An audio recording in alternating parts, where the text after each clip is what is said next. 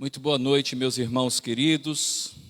Graça, misericórdia e paz da parte do Senhor Jesus. Estamos contentes pela oportunidade que o Senhor nos dá de estarmos aqui na casa dEle para aprendermos da sua palavra, para glorificarmos o nome do nosso Senhor. Nós também saudamos aqueles que porventura estão acompanhando pelas vias da internet. Nós vamos orar ao Senhor e assim já estaremos iniciando o nosso culto. Vamos ficar em pé, por favor, e vamos orar ao nosso Deus. Depois vamos cantar o hino 324 do cantor cristão. Vamos então orar e cantar este hino e em seguida já estaremos ministrando a palavra de Deus. Jesaías, por favor, ore ao Senhor nesse instante. Pode vir à frente, meu querido, por favor. Boa noite a todos, igreja. Ó Pai querido e amado, maravilhoso que estás nos céus, te agradecemos, Senhor, por ter dado, ó Deus, essa oportunidade para estar aqui na Tua presença, para louvarmos, cultuarmos, engrandecermos, ó Deus, o Teu nome. E que nesta noite, ó Deus, nesse dia tão especial, que às vezes muitas pessoas não levam a sério a Tua palavra, se resguardando, não sabemos, mas assim, como é importante estar em comunhão, em união e recebermos a Tua palavra para que possamos crescer juntos em número e em oportunidade que o Senhor nos dá. Ó Pai querido, nesta noite, abre os nossos corações para que possamos entender a Tua palavra através do pastor. É um dia, ó Deus, muito especial no qual a igreja ela precisa participar desses cultos doutrinários e aprendizado da Tua palavra. E mais uma vez te agradecemos por tudo, ó Deus, e de que em nome de Jesus nós te oramos e te agradecemos. Amém e amém. Ainda em pé, vamos cantar 324 do cantor cristão. Eu vou cantar a primeira estrofe e o estribilho, viu, observando, para se tiver baixo, aí na segunda estrofe a gente aumenta um pouquinho, tá bom? Mas eu acho que esse ponto tá bom.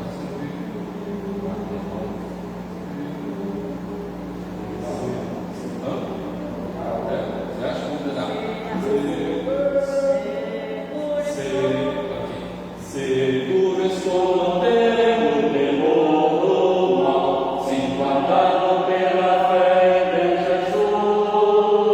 Não posso duvidar que esse amor em seu caminho sempre perdoou. Não me deixará, me abrigará do pecado, filho me livrar. A sua graça não me recusará, se Jesus é quem me pode sustentar. No poder de Cristo Mestre, minha vida salva está. No perigo que cercará, Ele poderá livrar. Seu poder eterno sempre a susterá. Abrigo eterno tenho no Salvador, Ele esconde a minha vida em seu poder. Eu receia não posso no mal feito, que procura até demais me enfraquecer. Confiado então nessa proteção, sigo a Cristo e quero ser fiel. Na minha vida cheio de gratidão,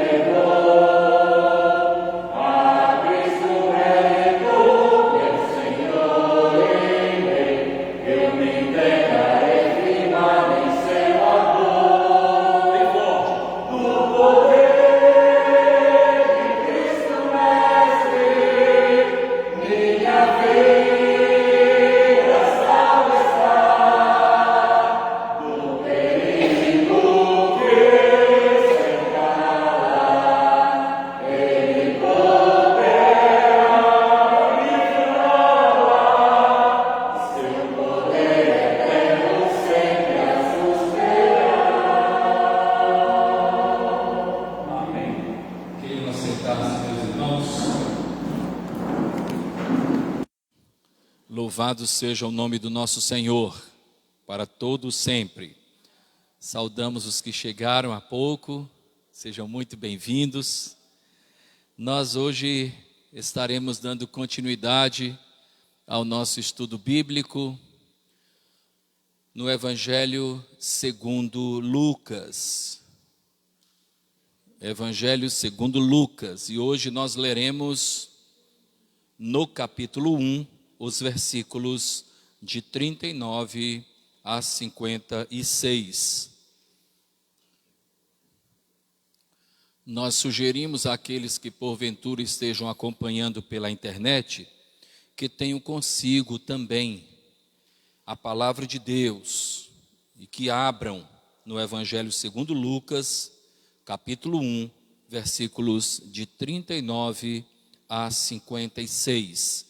Nós vamos ler esse texto e vamos meditar.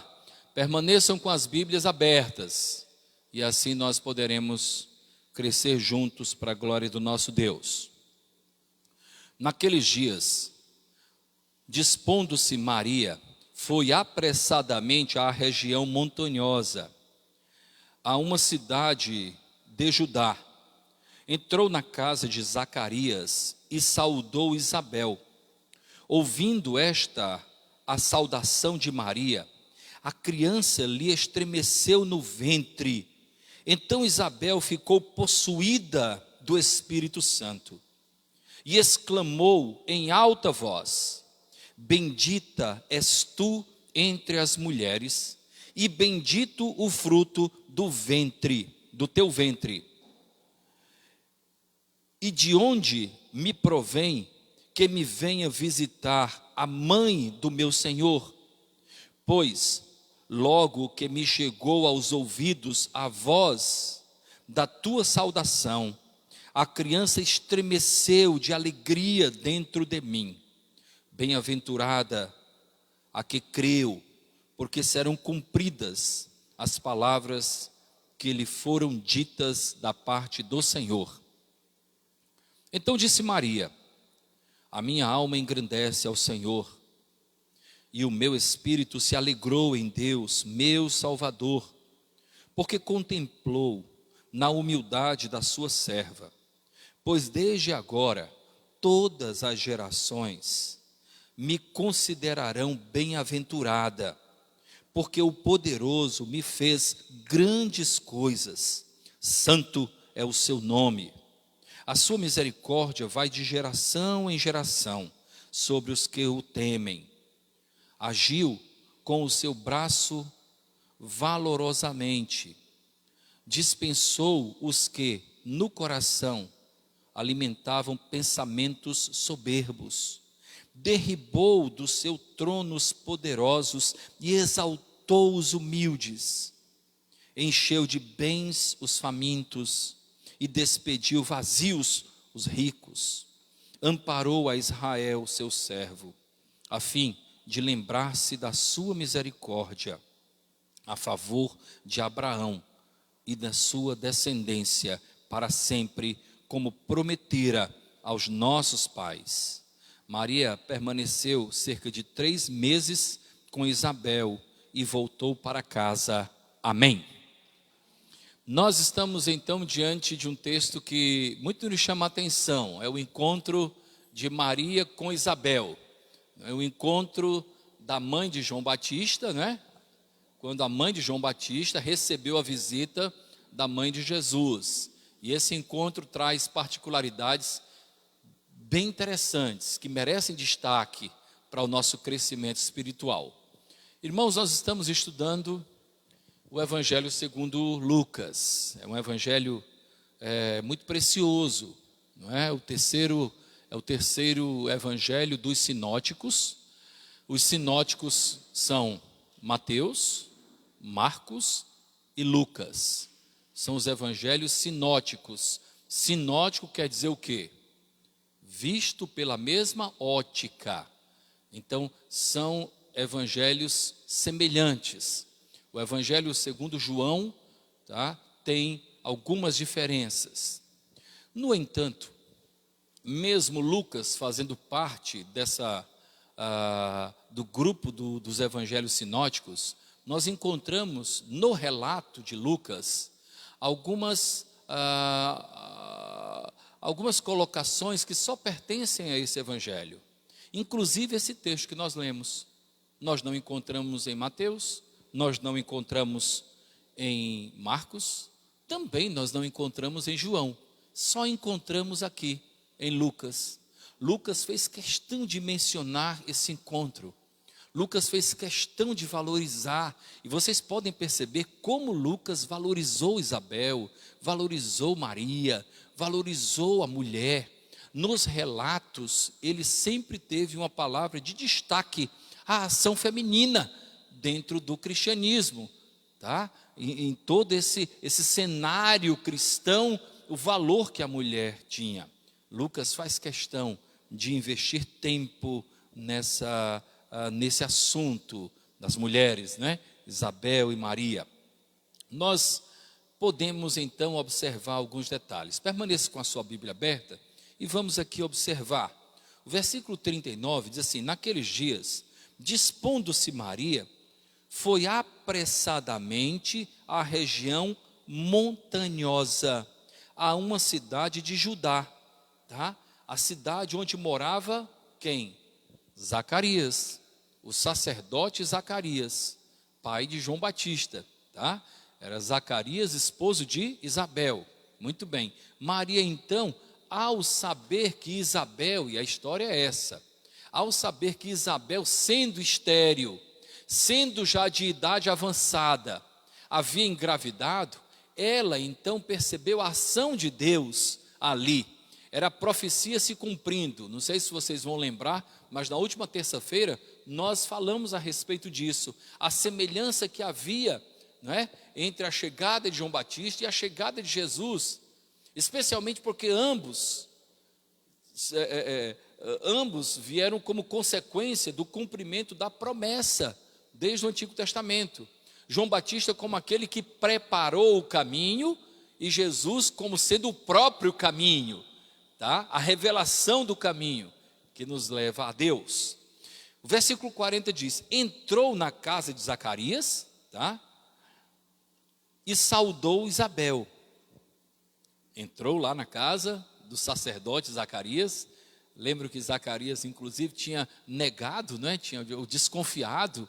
Por isso que ele teve que ficar mudo até que as coisas acontecessem. Ele teve que ficar mudo porque ele foi negligente no crer. E aí no versículo 41 nós encontramos: quando esta saudação de Maria, né, foi ouvida por Isabel, a criança estremeceu no ventre. Então Isabel ficou possuída do Espírito Santo. E eu gostaria de dar uma paradinha aqui a respeito dessa realidade. Maria chegou, saudou Isabel, que estava grávida de João Batista, né? E o bebê, ainda se formando no ventre, já reconheceu que ali estava a bem-aventurada que iria dar à luz ao Salvador do mundo. Então, as coisas de Deus são percebidas de uma maneira espiritual. Lembra do que o apóstolo Paulo falou, né? As coisas do Espírito se discernem espiritualmente. Espiritualmente. O que aconteceu com Isabel e com João Batista ainda no ventre? O texto fala, uma ação espiritual. Ela então foi envolvida e foi possuída, e essa palavra é no literal, tá? O Espírito Santo a possuiu, tá? De tal forma que ela, e aí vamos ver no versículo seguinte, né? Que ela exaltou o nome do Senhor e reconheceu Maria como sendo aquela que iria dar a luz ao Salvador do mundo. As coisas de Deus se discernem espiritualmente. Eu não sei se aqueles que me conhecem mais de perto já podem ter escutado isso de mim algumas vezes, mas o meu Deus me deu uma certa sensibilidade para as coisas espirituais. de todo o meu... Não é misticismo isso, até porque eu não sou muito adepto, não é? A minha pegada não é bem essa do misticismo, não. Vocês sabem disso. Mas eu sinto quando o ambiente é pesado e sinto quando o ambiente é leve, quando o Espírito de Deus está. Houve uma ocasião, aqui a Carla estava junta, não é? Que nós fomos a um local de lanche com um grupo da igreja. E eu pastoreava ainda uma outra igreja aqui em Fortaleza, quando eu vim de Brasília. E nós fomos lá com o grupo da igreja após o culto. E no final eu fiz um comentário, eu disse, olha, eu estou achando aqui não era comida, a comida era boa, tá? Mas eu disse, olha, aqui tem um peso, uma certa, um incômodo espiritual, eu sinto. E um dos jovens que estava lá disse, pastor, não, tal. Com 2 semanas, houve uma vigilância sanitária naquele local. E foi descoberto que nos fundos daquele local, aqui perto da nossa igreja, eram sacrificados animais a ídolos. Lá havia despachos, lá haviam coisas assim, espiritualmente complicadas. Eu não sabia de nada daquilo. Então, na verdade, o Espírito de Deus, ele nos dá sensibilidade. Não sei se vocês já estiveram, mas às vezes nós estamos diante de um negócio, por exemplo. Estamos realizando um negócio. E nós somos, porque Deus nos dá essa espiritualidade. Quando nós lemos a primeira carta de Paulo aos Coríntios, é impressionante, porque o texto diz assim, nem olhos viram, nem ouvidos ouviram, nem jamais sondou ao coração do homem aquilo que Deus tem preparado para aqueles que o amam. Mas aos seus filhos, Ele dá um espírito de discernimento. Então peça a Deus, antes de você fazer qualquer coisa, antes de iniciar um relacionamento, antes de fechar algum negócio, antes de você se envolver em alguma situação, seja ela qual for, procure discernimento espiritual. E essa experiência que Isabel teve é de grande importância. O Espírito Santo esteve naquele local, a criança, o João Batista ainda, num estágio de formação no ventre, ele estremeceu no ventre de Isabel. Versículo 42, e exclamou em alta voz, bendita és tu entre as mulheres, e bendito o fruto do teu ventre. É bendito. Você é bendita, porque Deus te escolheu. Depois nós vamos observar o que Maria entendia por ser bendita. O que é que fazia dela uma mulher bendita? Às vezes a gente pensa que é os nossos próprios méritos, né? Não. É o nosso Deus, na sua grandeza, na sua soberania, no seu olhar que vai além do nosso. Ele tem critérios que só pertencem a Ele. O nosso Deus vê o íntimo do coração. Lá em 1 Coríntios capítulo 11, né, nós encontramos, se nós nos julgássemos a nós mesmos, nós não seríamos julgados. Mas quando somos julgados pelo Senhor, nós somos disciplinados. Por quê? Porque Deus sonda o coração. Ele conhece as motivações. Se eu vou julgar o João Vitor aqui, eu vou julgar o quê? O que eu estou vendo, o que eu estou percebendo, o que ele fala, tá? As suas ações. Mas eu não posso ver o seu coração. No entanto, Deus vê as motivações, aquilo que há lá no nosso íntimo. Há algo diferente, né? Versículo 43. E de onde me provém que me venha visitar a mãe do meu Senhor? Nisso Isabel está dizendo, eu não sou merecedora dessa visita tão ilustre.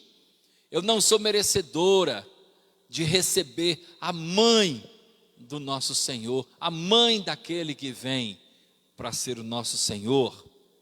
Continuando, versículo 44. Pois logo que me chegou aos ouvidos a voz da tua saudação, a criança estremeceu de alegria dentro de mim. Espiritualmente, ela já percebeu que se tratava da mãe do Senhor Jesus. Pois não?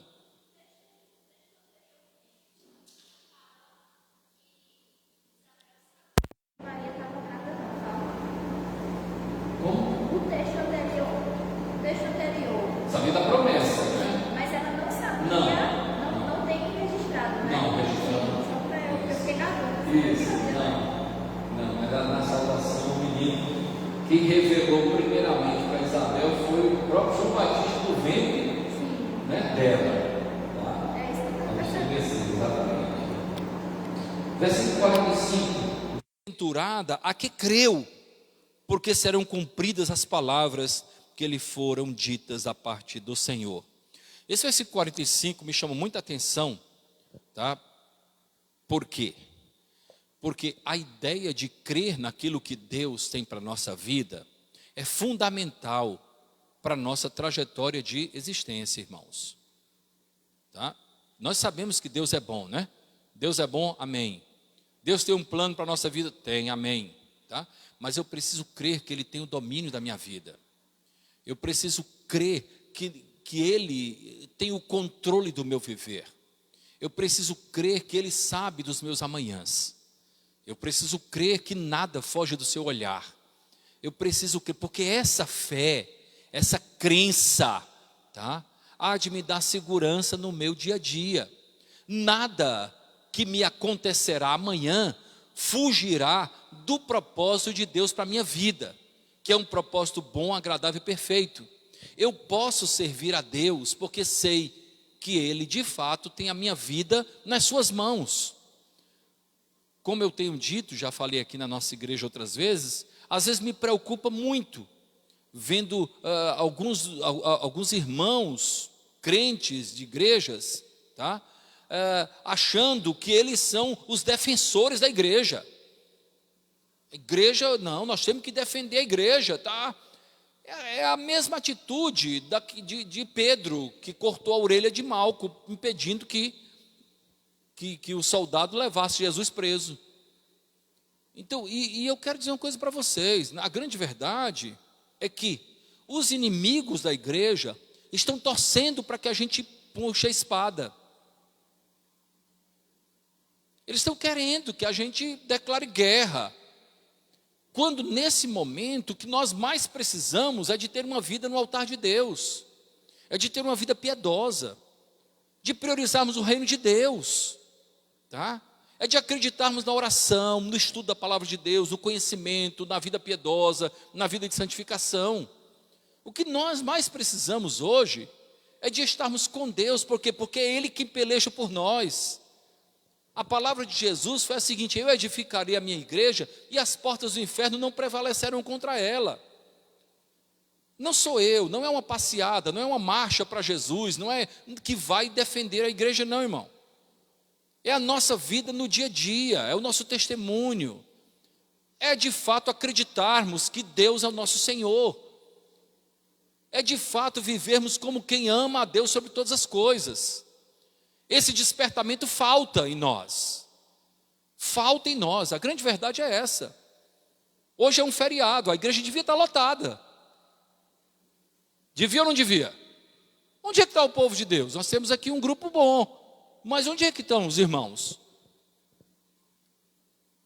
Então assim, nós precisamos, nesse momento difícil, muito mais do que ficar fazendo publicações de combate, de reação, não, nós devemos nos aproximar de Deus, nos curvarmos, estarmos na casa de Deus, privando da sua comunhão, sabe? Então assim, às vezes nós agimos como Pedro, sabe, quando Jesus foi preso. Eu vou puxar a espada e vou cortar aqui a orelha, eu vou defender. Não é isso que Deus quer. Porque a nossa luta não é contra carne nem sangue. A nossa luta é uma luta espiritual. Se é espiritual, luta espiritual se ganha de joelhos. Se ganha na palavra.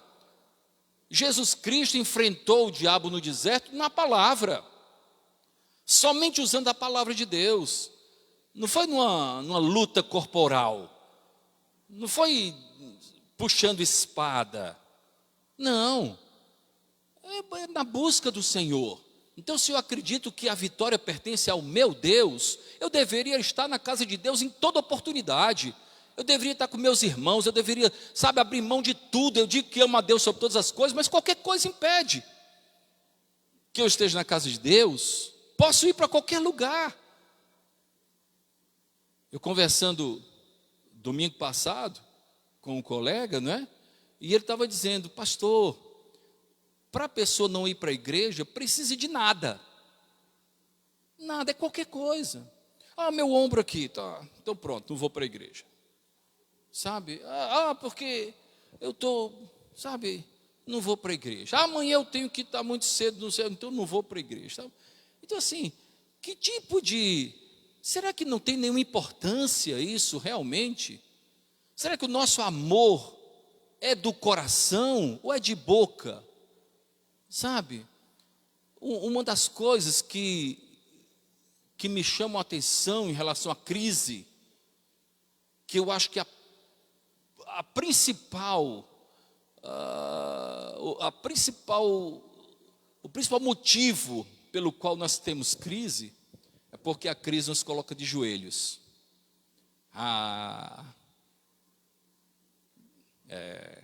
Como ela nos coloca de joelho? Pastor, meu filho está com câncer. Quando é que tem culto de oração mesmo, hein, pastor?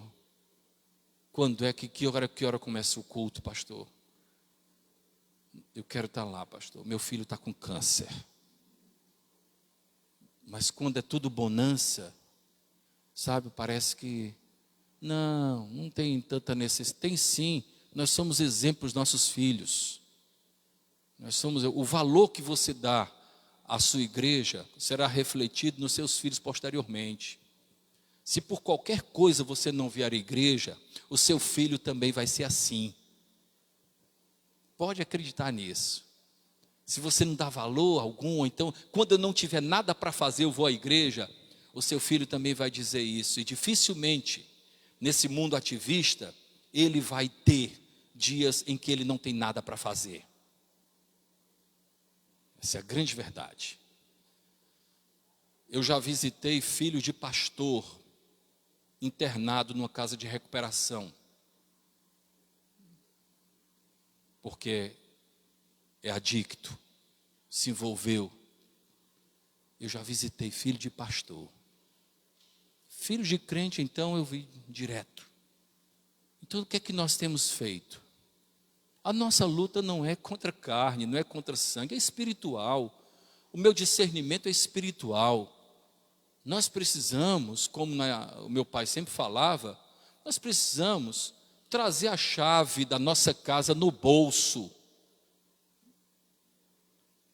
Quase não se ouve mais a respeito disso.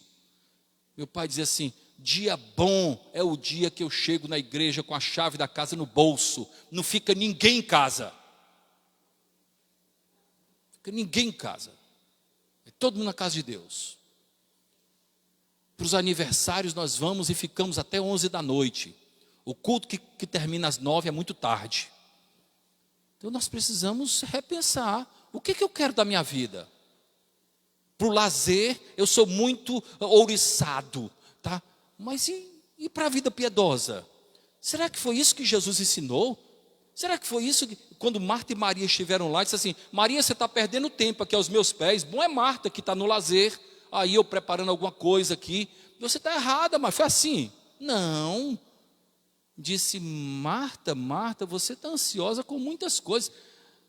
Poucas são importantes. Maria escolheu a melhor parte. A melhor parte é na casa de Deus, é na presença do Senhor. E nós muitas vezes negligenciamos. Cuidado. Eu lhe alerto com amor. Cuidado. Sabe, como é que está a sua vida, como é que está a sua família? Amanhã você pode chorar. Amanhã você pode lamentar. Como eu já vi inúmeros casos de lamentações por conta disso. E a gente fica até constrangido, dizer: mas meu irmão, você lembra? Entendeu? Por qualquer coisa você deixava de ir, não levava os filhos, tá? Então nós precisamos, se a gente entende, tá, que Deus é tudo para nós Misericórdia, a gente tem que fazer a oração que Davi fez. Uma coisa peço ao Senhor e eu buscarei, que eu possa morar na casa do Senhor todos os dias da minha vida, para contemplar a beleza do Senhor, meditar no seu templo. No dia da adversidade, Ele me acolherá no seu pavilhão, no recôndito do seu tabernáculo, Ele me acolherá, me elevará. Do contrário, o que é a igreja para mim? O que é a palavra de Deus para mim? O que é? Representa nada? Você vai se juntar àqueles equivocados, dos desigrejados, que você não precisa? Não. Não, a mensagem do Senhor sempre foi coletiva. Era a igreja reunida. É Pai nosso que estás no céu, santificado seja o teu nome. Venha a nós o vosso reino. É o corpo de Cristo junto. E nós precisamos nos alertar para isso. Aqui, particularmente, em nossa igreja, nós temos um culto semanal. Não é uma igreja ativista. No entanto, No entanto, nós muitas vezes temos sempre uma dificuldade. Logo na terça, eu já percebi, uma vez eu falei para minha esposa, sabe? Olha, em relação à minha filha, tá, ela está com um pouquinho de dor de barriga, ela vai para a igreja, porque ela passou o sábado, não teve, sexta não teve, no domingo, tá, ela vem com dor de barriga. Vem com dor de barriga. Passou rapidinho. Então, assim, nós precisamos, pelo menos eu julgo isso importante.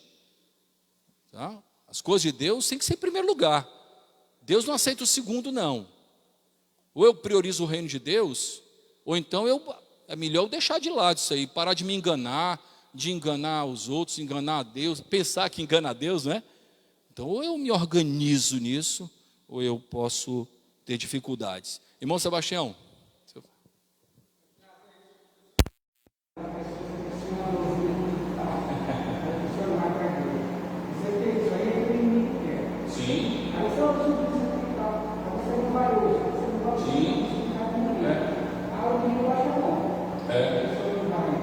Eu fico pensando, meu irmão, assim,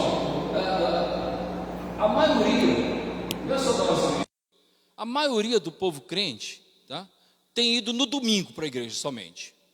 Aí num domingo tem uma dificuldade, aí não vai, tá, que poderia ter sido vencida. Aí no outro, tem outra, aí já fica, 15 dias, depois, e para chegar um mês, e para esfriar e deixar, é pequeno isso.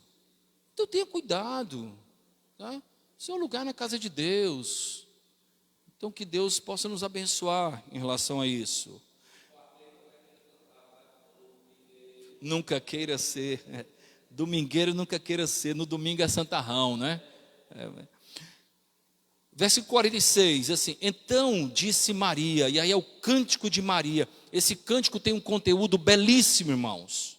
Diz assim: a minha alma engrandece ao Senhor, e o meu espírito se alegrou em Deus, o meu Salvador. Esses dois versículos mostram algumas coisas de grande importância. Primeira coisa, Maria entendia que ela tinha um Senhor. Ela era uma serva, ela não era senhora. Ela tinha um Senhor, que era Deus. Então ela se colocava na perspectiva de serva. Segunda coisa importante, ela diz assim: o meu espírito se alegrou em Deus, meu Salvador. Ela via em Deus o seu Salvador. Quem precisa de Salvador? Quem é que precisa de Salvador? O pecador. Maria era pecadora. Maria também era pecadora. O único que pisou nessa terra e não pecou foi Cristo, foi Jesus. Porque ela precisava de um Salvador. Então isso está muito claro. Em momento algum Maria se apresentou como alguém que poderia se auto-justificar. Ela precisava do Salvador. Por isso ela diz isso: o meu espírito se alegrou em Deus, o meu Salvador, porque contemplou na humildade da sua serva. serva. Se Deus era o seu Senhor, ela era serva. Ela sabia da sua condição. Ela não era senhora. Não se tornou senhora em momento algum. Era uma serva de Deus. Um exemplo de serva, mais uma serva. Bendita entre as mulheres, mais uma serva. Pois desde agora todas as gerações me considerarão bem-aventurada, ultra feliz, feliz. Em que ela se alegrava? Porque bem-aventurado quer dizer isso, né? Como é feliz. Em que estava a felicidade de Maria? Em cumprir o propósito do seu Senhor. Nessa perspectiva, nós também precisamos ter alegria em cumprirmos o propósito que Deus tem para a nossa vida. O propósito de Deus para nós precisa gerar contentamento em nós, e não peso, e não desgaste, contentamento. Eu preciso me alegrar em Deus, eu preciso me alegrar em fazer aquilo que Ele espera que eu faça. Eu não posso ver naquilo que eu tenho que fazer como algo pesado. Eu preciso pastorear com alegria. Você precisa fazer aquilo que Deus espera de você, porque todos nós temos vocações, todos nós temos dons, todo crente tem um dom pelo menos, não tem nenhum sem dom. Eu preciso desenvolver o dom com alegria, com contentamento. Então Maria se alegrou naquilo que Deus estava fazendo na sua vida. Porque, versículo 49, porque o poderoso me fez grandes coisas, santo é o seu nome. A sua misericórdia vai de geração em geração sobre os que o temem. O Deus Todo-Poderoso fez grandes coisas, Ele é santo, o seu nome é santo. Essa ideia de seu nome, eu já falei aqui em outros momentos na nossa igreja, tá? Que a ideia do nome, o nome sempre representava aquilo que nós, de fato, somos, representamos. Nós éramos identificados, né, pelo nome. Então, por exemplo, Boanerges. O que é que ele dizia Boanerges? Quem lembra? Filho do trovão. Filho do trovão. Eram significados, né? Então, cada nome tinha um significado, tá certo? E Maria atribui ao nome de Deus a santidade suprema. Você pode observar que esse santo é com S maiúsculo, tá? Com S maiúsculo. O seu nome é santo, ele é identificado pela santidade, tá? Ele não tem outro, não tem nada que possa macular.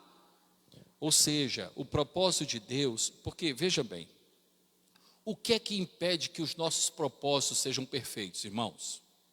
Vamos pensar aqui, pensar em você e em mim, na nossa realidade, tá? O que é que impede? O que é que corrompe um propósito do homem? A sua limitação, as ambições. Às vezes, eu conversando com amigos meus, eu tenho me deparado com pessoas que trabalham, querem trabalhar não é para sobreviver não, querem trabalhar para ficar rico. O objetivo do trabalho é para ficar rico. Não é para ter uma vida digna, dar uma vida digna à família, se contentar com aquilo que Deus deu e passar, não é, a se ocupar no trabalho de Deus. Não, eu quero alguma coisa que me torne rico, e de preferência em pouco tempo. Então, nesse plano aí de se ficar rico, o que é que está embutido nele? A soberba. A soberba. É um plano santo? Não é.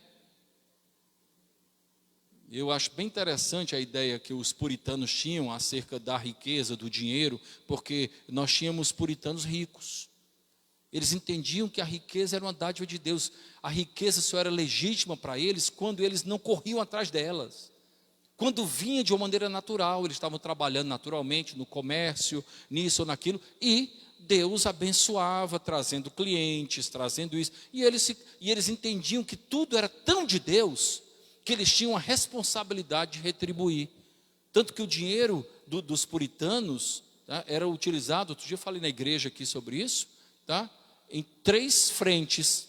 Primeiro, o sustento digno da família. Depois, o sustento da igreja. E depois, a ajuda àqueles que menos têm para sobreviver, tem poucos. Então eles usavam o dinheiro para isso. Deus me deu foi para isso, tá? Desligam aí, Hugo. O pessoal está com frio, tá? Desliga o ar-condicionado, por favor, filho. Então assim, era para isso. Aí o que eu digo? Quando nós nos deparamos com Deus, presta atenção aqui que é importante. Nos deparamos com Deus, cujo nome é santo. Quando nós falamos isso, tá? Nessa colocação está implícita que o plano de Deus é perfeito, porque nele não há corrupção, não há soberba, não há egoísmos, não há pecados, não há nada que possa macular o plano de alguém cujo nome é santo. Então Maria tinha isso, está dando para compreender, né, irmãos? Então Maria tinha essa convicção, esse plano que Deus tem de eu dar a luz ao seu filho Jesus, tá? É um plano perfeito. Por quê? Porque ele parte de um Deus cujo nome é santo. Quando eu repito aqui o texto lá de Isaías, constantemente em nossa igreja, aquele texto que diz assim: porque os meus caminhos são mais altos que os vossos caminhos, e os meus pensamentos são mais altos que os vossos pensamentos, tá? Isso aí é a mais perfeita realidade. E nós precisamos internalizar isso. Por exemplo, voltando aqui, já que a gente está batendo nessa... Qual era o plano de Deus para a vida de cada membro da nossa igreja hoje? Eu tenho certeza que era o dia estarmos todos aqui. Esse era o caminho que Deus tinha para cada um. Esse era o pensamento de Deus para cada um de nós. Eu não tenho nenhuma dúvida disso. Mas aí nós optamos por outro, pelo meu. Então estou dizendo o quê? Que mesmo sendo mais alto eu não quero não. Então nós precisamos compreender a essência de Deus, aquilo que realmente Deus é para nós. Onde é que Ele esperava que eu estivesse? Eu tive, convites para estar em outro lugar nesse momento. Hoje, pastor, mas não dava para... Eu tive convites, pessoas que não são da igreja, tá? Não podia hoje não, eu disse, não, por quê? Porque eu tenho culto, porque eu sei que o pensamento de Deus para mim, que é mais alto do que o meu, era um pensamento de que o lugar que eu deveria estar era aqui. E o seu? O que é que você compreende em relação a isso? Então, às vezes, nós precisamos compreender e ter um pouco mais de maturidade em relação àquilo que nos é prioritário, irmãos. Então, quando Maria diz assim, o teu nome é santo, ela está dizendo que o plano de um Deus que é santo é um plano perfeito. Perfeito. Não há imperfeição nesse plano. Ele é perfeito. Versículo 50. A sua misericórdia vai de geração em geração sobre os que o temem. Agiu com o seu braço valorosamente. Dispersou os que no coração alimentavam pensamentos soberbos. Aí a gente vê o quê? Aquilo que Deus rejeita. Aquilo que Deus rejeita. Não é o ser humano que Ele rejeita. Ele rejeita os sentimentos que tantas vezes estão dentro do ser humano. Não é? É como aquela história, viu, Hugo, que é de um filme que a gente assistiu bastante tempo, né? Quando um homem conversando com o outro diz assim: você confia no fulano, falando de um terceiro. Aí o outro diz assim: eu confio em todo mundo, eu só não confio no demônio que tem dentro de alguns. Então, assim, Deus enviou seu Filho, e o poder do sangue de Cristo é suficiente para salvar a humanidade. O que ele rejeita é a soberba, o que ele rejeita é a inveja, o que ele rejeita são coisas que nos afastam dele. A gente precisa compreender isso. Derribou do seu trono os poderosos e exaltou os humildes, porque ele tem todo o poder. Nessa colocação, Maria fala a respeito disso. Ele faz o que ele quer pelo seu poder, encheu de bens os famintos e despediu vazios os ricos. Amparou a Israel, seu servo, a fim de lembrar-se da sua misericórdia a favor de Abraão e da sua descendência para sempre, como prometera aos nossos pais. A alusão a Abraão, vocês sabem que filho de Abraão é todo aquele que é filho da fé, porque Abraão é conhecido como pai da fé. Então a descendência de Abraão sou eu e é você. O que é que nos faz descendentes de Abraão? A fé. Ele é o pai da fé. Então nós somos descendentes de Abraão nessa perspectiva, porque somos filhos da fé também, sabe? Então assim, o Senhor nos deu essa graça, essa bênção. Às vezes eu fico pensando, não, sabe, como nós somos, né? Imagina aí, Gil, imagina aí, um parente rico teu te deixa uma herança bendita, uma herança milionária, mas você não explora aquilo, você deixa para lá. Às vezes, espiritualmente, nós somos assim. Deus nos deixou uma herança de fé, uma herança de amor, uma herança de esperança. Olha, ninguém no mundo tem o que o povo de Deus tem.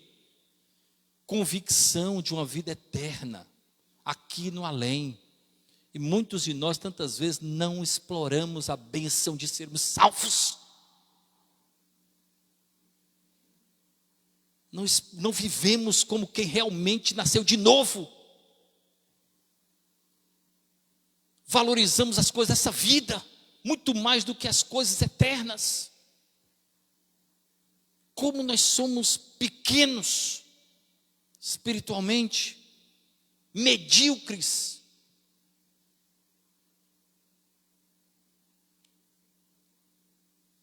Quando o apóstolo Paulo disse que Jesus Cristo morreu para nos desarraigar do mundo, ele tinha essa compreensão. As minhas raízes não podem estar nesse mundo. O que me dá prazer não pode ser as coisas desse mundo. O que me dá satisfação não pode estar nessas coisas. Então nós vamos ter uma vida medíocre, uma vida triste espiritualmente, e quando estivermos com a nossa família também será. Os nossos filhos serão fracassados espiritualmente. Por quê? Porque nós, de verdade, não vivemos como quem nasceu de novo. Não chamamos os nossos para dizer todo dia, louvado seja Deus, porque as suas misericórdias se renovaram hoje. Louvado seja Deus que enviou seu Filho, verteu, todo dia temos que nos lembrar. Todo dia nós temos que ser evangelizados, porque todo dia nós esquecemos do Evangelho, daquilo que realmente importa para nós. O secularismo toma conta, é muita coisa, é o novo lançamento da Netflix, é o novo isso, o novo aquilo, é a situação do meu time no campeonato, são os novos passeios, são as novas viagens que eu tenho que programar para minha família. Então, tantas coisas, né? É o novo restaurante que eu tenho que conhecer. E a gente vai, e quando menos espera, os nossos filhos estão longe de Deus. E aí a gente se lembra, igual o filho pródigo, meu Deus, eu estou aqui na lama com a minha família. Eu preciso voltar para a casa do Pai. Eu preciso fazer o retorno e voltar para lá. Nós precisamos nos lembrar disso. Se somos filhos da fé, se somos descendência de Abraão, como filhos da fé, precisamos viver dessa forma. Evangelho é coisa séria. Evangelho não é lazer só, não. Você pode até ter um momento de comunhão, mas evangelho genuíno é vida no altar, é vida de oração, certo? Não é só publicaçãozinha, não. É demonstrar que crê naquilo que você professa. E a gente demonstra isso com a nossa postura, com os nossos valores. Porque essa é uma grande verdade. Onde estiver o teu tesouro, é lá que estará o teu coração. Não se engane, não. Tenha, com toda a sinceridade, você que está aqui, você que está acompanhando aí, onde é que está o teu tesouro? De todo o coração, não precisa dizer para mim não, diga para Deus, para você mesmo. Faça uma análise sincera. Onde é que está o teu tesouro? O que é que mais te impressiona? Porque é lá que está o teu coração. Se não for nas coisas de Deus, é uma pena. É uma pena. Finalmente, versículo 56. Maria permaneceu cerca de 3 meses com Isabel e então voltou para casa.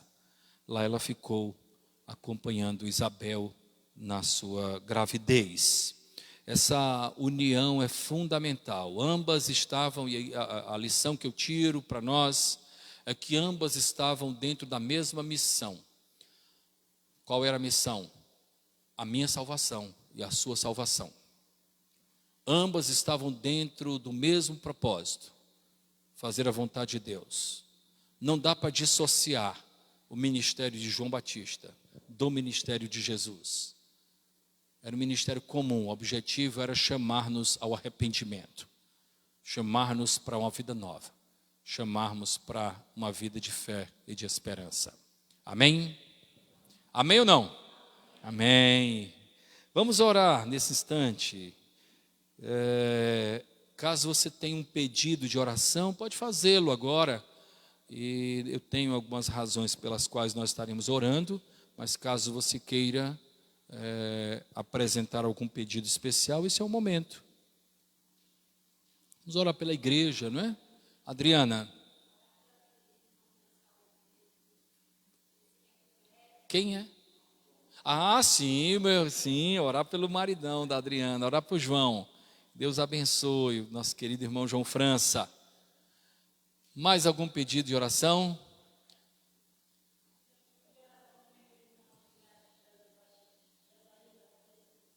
Opa.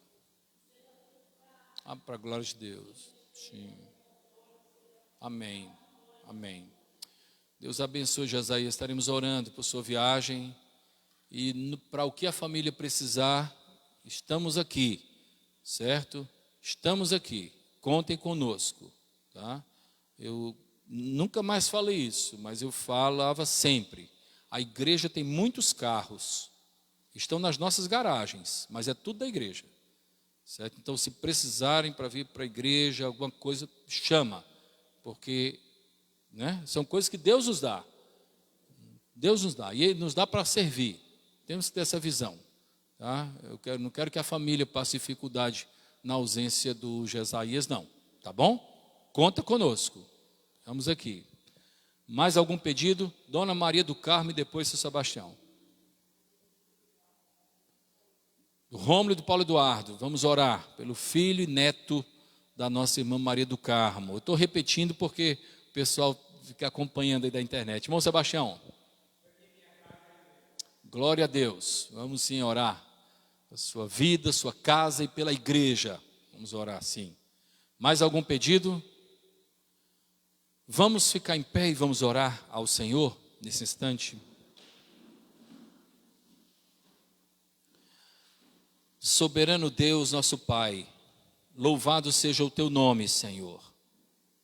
Louvado seja o teu nome pelo que tu és para nós. Louvado seja o teu nome, Senhor, por tua bondade infinita, por tua fidelidade. Senhor nosso Deus, recebe o reconhecimento que há em nosso coração, de que tu és santo. Os teus propósitos são perfeitos para a nossa vida, Senhor. Os teus pensamentos são mais altos que os nossos, Pai. Os teus caminhos são mais altos que os nossos, Pai. Nosso Deus, dá, ó Deus, que nós possamos nos deleitar nos teus pensamentos e caminhos, Pai. Nós apresentamos a Ti, ó Deus, o Teu servo, nosso irmão Jesaías, Pai. Ó Deus, que ele faça essa viagem e que ela seja para a Tua glória, Pai. Abençoa, ó Deus, os propósitos dessa viagem, Senhor, que a Tua bênção esteja com ele. Nosso Deus, abençoa também a sua família que vai ficar. Ó Deus, que seja cuidada por Ti na ausência do Teu servo, Pai. Nosso Senhor, nós Te pedimos pela vez do Rômulo. Tem misericórdia do Rômulo, Pai. Pedimos pela vida do Paulo Eduardo, Senhor. Tem misericórdia do Paulo Eduardo, Senhor. Traz, ó Pai, Rômulo e Paulo Eduardo para a comunhão da igreja, Senhor. Ó Senhor, nós Te pedimos pela vida do nosso irmão Sebastião. Pedimos, ó Pai, por sua casa, por sua família. Pedimos, ó Pai, por nossa igreja, Pai.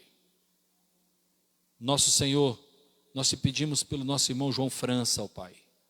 Recupera o Teu servo, Senhor. E que em breve tempo ele esteja aqui conosco com saúde para a Tua glória, Pai. Nosso Deus, nós Te pedimos por cada família de nossa igreja. Ó Senhor, nos desperta, Pai amado. Ó Senhor, mostra a Tua vontade. Ó Deus, que possamos viver com fervor, como homens e mulheres piedosos, Pai, que dependem unicamente de Ti. Nosso Senhor, perdoa as nossas negligências, as nossas inversões de valores. Nosso Deus, traz-nos para o centro da Tua vontade, Pai. Sustenta-nos com o Teu braço forte. Oramos assim, no nome do Senhor Jesus. Amém. Recebamos a bênção apostólica. Que a graça do nosso Senhor e Salvador Jesus o Cristo, que o amor de Deus, o nosso eterno Pai, que a comunhão e a consolação do Espírito Santo estejam conosco hoje e sempre. Amém. Deus abençoe, meus irmãos. Graça sobre a vida de todos.